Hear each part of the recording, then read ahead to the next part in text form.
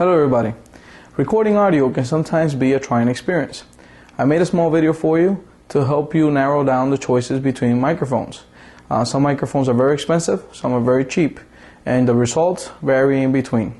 So with this in mind, I will show you now two microphones that I found that are awesome. One is to connect to the USB port on your computer and record directly audio from your sound card, and the other is a microphone that I'm actually using right now that clips onto your clothes and onto your camera. Now you would have to use a regular video camera for this, but I will show you in the video how it works, and this microphone is very good. They're both very well priced. The USB microphone goes for about $89 to $100, and also the other one goes for about $25. Remember to visit audio-technica.com for more information on the following review and the two products I'm going to show you there. One last thing I want to mention before I show you what the products is the software itself. The microphone, the small microphone, obviously you don't need a software for it because you plug it directly to your camera and you record your video from there. But the USB microphone I will be showing you comes with the Sonar software, which is basically to record audio, but I found it very difficult to use it, especially if you're a beginner. So I found another software called Audacity, which is very simple to use. It's free and it does what it's supposed to do. I will show you a little bit more about that within the video, so stay tuned and watch the rest of the video. Thank you. The Samsung CO3U has several features on board that I'll walk you through in the next few minutes. The first things I want to show you are the buttons on the microphone themselves to explain to you a little bit about what they do, because when I bought the microphone, one thing I noticed, it didn't come with a manual. So I don't know if it's just my box didn't have a manual, but it didn't have a manual. And so to find out what these things did, I had to actually search on the web.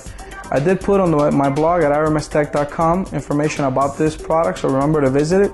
And I did put the link to the owner's manual.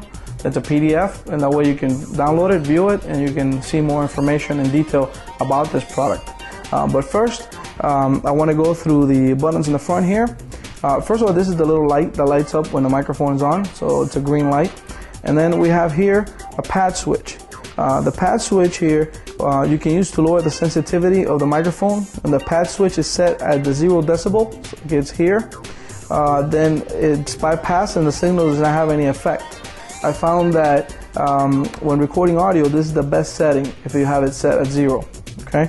The high pass filter is used to eliminate, which is right here on this side here, is used to eliminate unwanted low frequency reproductions. When the high pass filter is set to the flat position, like it's here, okay, then there is no effect on the sound. Again, I found when recording audio, this feature is best left on the flat position. The on position for this setting is useful for removing low frequency rumble and wind noise when using it outdoors. The other side of this microphone, let me turn it around here real quick here. Okay, we find a neat feature found on some of the most expensive microphones. Now, this feature lets you choose from 3 pickup patterns.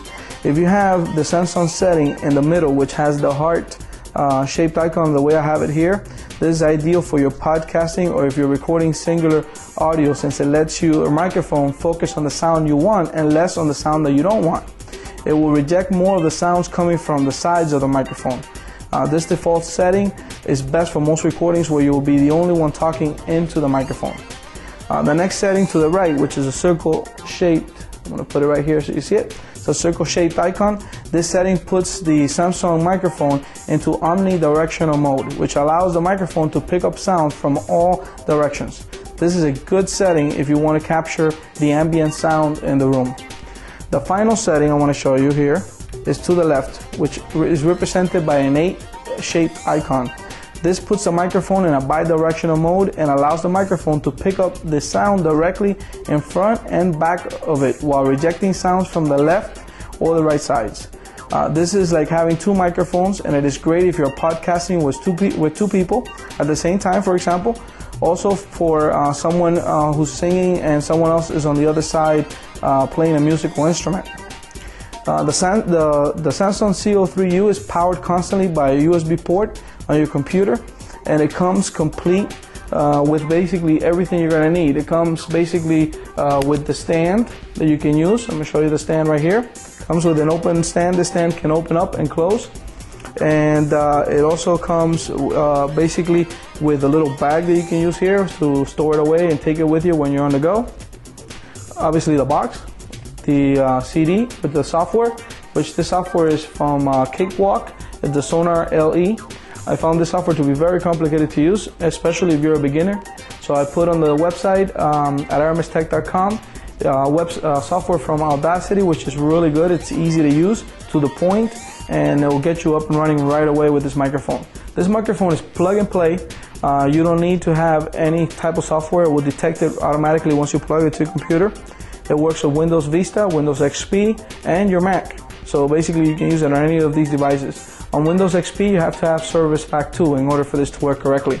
But overall it comes with the USB cable and the pieces for the stand. I'm going to show you in a second how you put the stand together, because see, in the internet when I looked for this microphone, no one shows that it has a stand, so it looks like it comes without a stand. And they sell an anti-shock stand on the web, which I was tempted to buy because I wasn't sure where I was going to place this microphone if it didn't come with a stand. But it does come with one, so you don't need to go buy a stand. Try this first, and if you like it, great. If you need one that's different or better, I will put links on the website and you can buy that in particular. Now to put the stand, it is a little tricky, and I'll show you why. It comes with these two pieces right here. Okay. Now this piece right here has a screw on here that you got to take the screw out first. So you take the screw out of the piece, save it because you're going to need it. It might be something you need as an adapter somewhere, so save it. I haven't figured out what this goes for something else, but save this just in case. And then now you have this here with the hole. The microphone itself at the bottom, which is one thing I forgot to mention, you have the USB port right here. So you plug the USB right here, and then it just hangs to the bottom here to the computer, and it won't be in your way, so it's very easy to use. There's a cap here that you have to unscrew at the bottom. As you see here, I'm doing it now for you so you can see how it works. Once you unscrew this cap here, now you have it, it's ready to go. You need to grab the plastic piece, hold it up to the bottom of the microphone. Let me see if I can do this as best as possible so you can see from the camera. And then grab the cap again and put it. So it's going to kind of be this plastic piece, which is made out of plastic right here. It's going to be sandwiched in between the screw-on piece and the microphone itself. Now, you got to hold it and turn the microphone so you could get it in there and screw it on there. It's not going to become really hard because this piece here is going to stay loose. Even though you tighten this piece inside, this is going to stay loose. And it's loose because now you put it to the stand, which I'm going to show you in a second here. Once you put this on the stand itself, you got to screw it on here. Let's see if I can get this quickly on here. Alright, once you put this on the stand itself, you have your microphone ready to go, and you can basically, let me get this cable out of your way here so you can see better. And the microphone, you can position it now if you're facing the microphone so you can talk, record right into it. The audio on this is awesome. It's awesome audio. That's all I can tell you. It's just a very professional audio. I love the microphone. Basically, I can adjust it in any position I want, and with the settings that it has on board, I can definitely create some great audio with it. So I bought this microphone to use it when I'm not using the video camera and I just want to record a podcast. So this is really neat to have.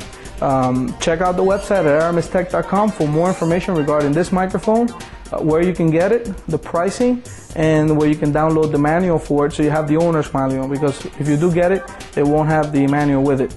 The price for this microphone, it retails for I think it's like $200, but you can get it on Amazon.com. I checked out the link, which is the best place I found, for $89. I will put links on the website so it's just easy to go and click on it. You can check out the reviews on Amazon.com so you can see what people have posted regarding this microphone.